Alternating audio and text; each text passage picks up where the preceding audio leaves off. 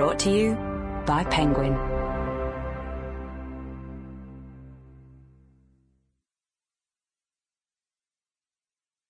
Before My Actual Heart Breaks by Tish Delaney, read by Saoirse-Monica Jackson. May the road rise up to meet you. May the wind be always at your back.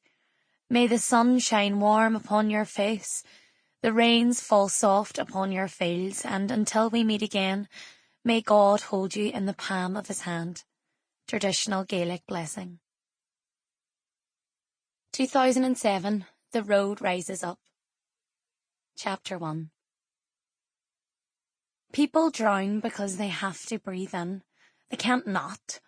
Granda Ban told me that at the wake of a fisherman over 30 years ago. His voice tickles my ear, and I'm back in that room with him and my Auntie Eileen and the fascinating remains of the blue-lipped Bart Macroom. I've never forgotten those words. When that night floats close, I hold my arms out and hug it to me. And I am once again that 11-year-old girl, a girl who was out of reach of her mommy for the first time ever, a girl who thought the local fortune teller would finally confirm her wildest dream. One day, maybe that very day, she would grow wings and fly. Poor old Macroom. He worked that river his whole life, dreaming of landing the perfect fish, and now he'll never know there was a fine salmon on his line when he was found. Isn't that the saddest thing you've ever heard, wee Mary? I put on my best pious face and sighed. I wanted Granda to be in no doubt that I was all growing up. But my chance to shine was ruined by Auntie Eileen, who tutted and fudded at him before she hustled me away. She didn't want anyone, including her father, egging me on. Even then, I had a reputation for whimsy. I was not supposed to be in with the big men puffing on pipes and telling tales. They were enjoying the respite of a nearly natural death in 1970s Northern Ireland. The Troubles rumbled constantly overhead like a thunderstorm. Only tonight, there would be no visits from the RUC or the British Army because it wasn't awake for anyone involved in the ARA. There was every chance one of the big men would have one whisky too many and lift me up to kiss Macroom's dead cheek just for the crack.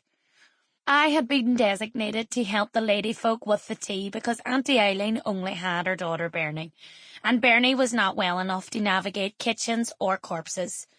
There was no shortage of help. Kettles were boiling, big steel teapots were being filled, a production line of bread butterers, fillers and slicers were arranged around the table, knives and tongs moving at speed.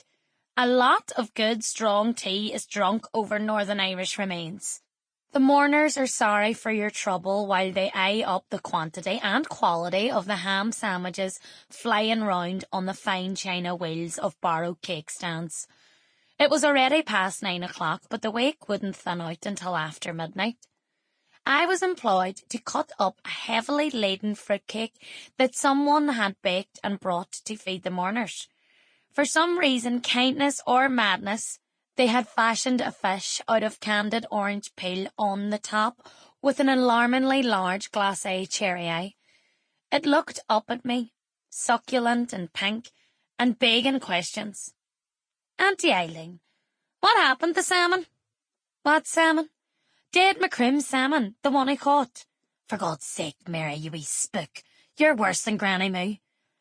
Get that cake onto a plate and get round the wands in the front room. Tell them fresh tea's coming. I'd run on, laughing at the swipe of the tea towel on my backside. Auntie Eileen had never hit me in her life. She was the reason I knew it was possible to spare the rod and not spoil the child. She was the reason I knew I wasn't nothing, though Mammy had told me I was in every way, every day. I remember watching her as I have 100 times since. She was a fair beauty with her wild black hair and a high knot, and her famous Mary Rattigan clan white eyes, which are in fact a pale grey-green. She moved from one person to the next with a sunshine smile at every step. She put her arms around my neck when the fortune teller Decker McHugh blew in, stinking of pigs and drink. Sample complete. Ready to continue?